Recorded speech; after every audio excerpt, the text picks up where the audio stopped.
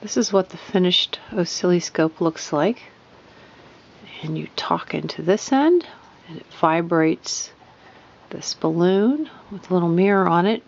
You hold the button down on the laser pointer, the light bounces into the mirror and then up and over, so that while you're talking here, you can see over there, you can see the pattern like on a wall far away, and you'll be able to see the pattern that it makes. I'll just jiggle it a little bit. You can see when you talk, it'll kind of do something a little similar to that, but you'll be able to watch the pattern. So what you need is some kind of a tube, and the exact diameter doesn't really matter. You can use something as small as a paper towel tube or as large as a small oatmeal can, just some kind of a cylinder. And you'll need a balloon to stretch over the end and some various assorted rubber bands, different sizes. You'll need less if you're going to use duct tape, but just have a couple rubber bands on hand. And you'll need some kind of a stick to mount it on. I used for this one a paint stirrer, and you can oftentimes even get these for free in a paint department. If you don't have one of those, you can use a wooden ruler, or you can cut a piece of yardstick, but any kind of a long stick will do. And you need also some scissors and some tape. You don't have to use duct tape. You can use all rubber bands if you want to, but if you love duct tape, you can use some of that. And you will also need, of course, a laser pointer. That's your source of light. A clothespin to mount it on. And then you'll need a small mirror. I got this pack at our local fabric store, actually. It was 99 cents for the packet. So you only need one mirror, but you have to buy a pack, but it's cheap. It's only about $1. And then a good glue stick. I have the super strength kind for adults, not the school glue. So you take the balloon, you want to cut it off and stretch it over the end of your tube.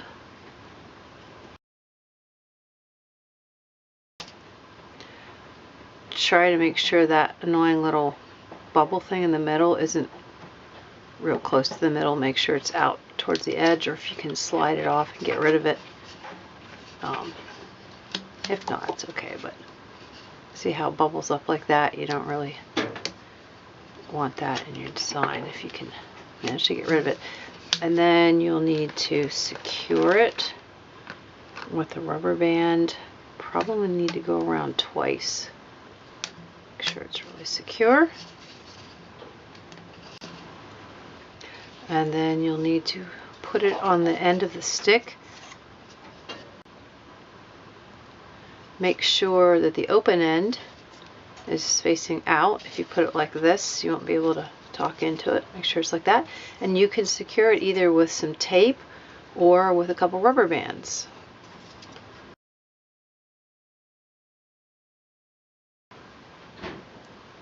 Rubber bands are nice if you want to disassemble this, have it just be a temporary toy and you want to take it apart. You know, it's nice. Rubber bands come apart really easily.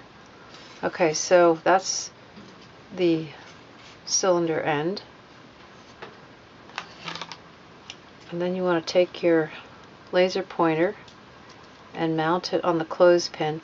The reason I added a clothespin to my design is that it'll help you to be able to raise or lower the laser pointer to get it to hit the mirror exactly. So you can just very easily change the angle of the laser pointer. That was the easiest thing I found. Just use a clothespin. So I would say mount the laser pointer on the clothespin first and then mount the clothespin onto that next. And again, you can use rubber bands or you can use some duct tape.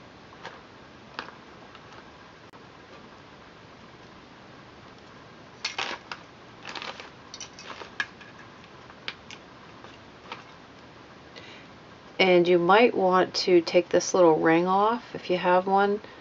Actually, it kind of gets in the way. I think I'm going to just slide mine off. It's a lot easier to work with it. You can even take the whole thing off there, but I'm just going to leave that on.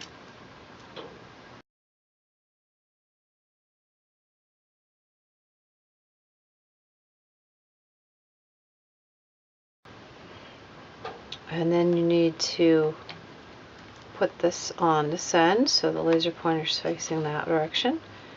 And if you're going to use rubber bands, I suggest going like this, preparing one, sliding it on here first so it's ready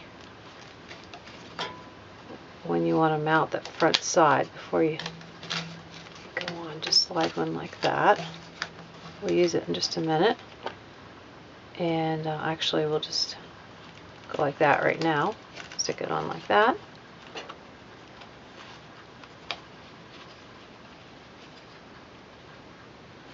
And on the back here.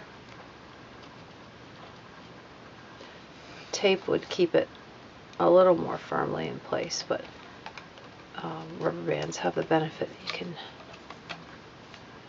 take it apart and put everything back in the drawers again when you're done. Alrighty, so all we need to do is put the mirror on here and then adjust the laser pointer.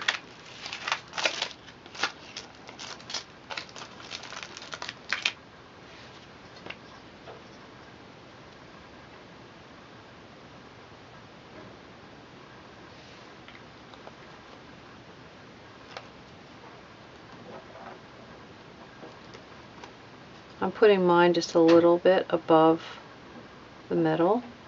You can try different places. You can try the middle or an edge. But you want to make it high enough that the light is going to get out and over the top. If it's real low, it's probably not going to have enough of an angle. So now you're going to find out where it hits. You want it to hit the mirror, and then gauge how much you're going to need to open the clothespin. And then you want to put something in there. You can use just rolled up paper or a little object or something just to hold the clothespin open just the right amount so that it hits the mirror. I'm just going to fold over some scrap paper a bunch of times and see if I can get it to be about thick enough.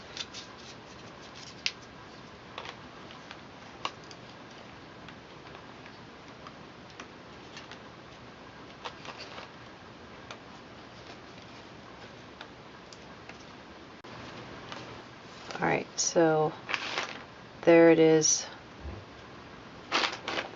shining onto the carpet, and then you just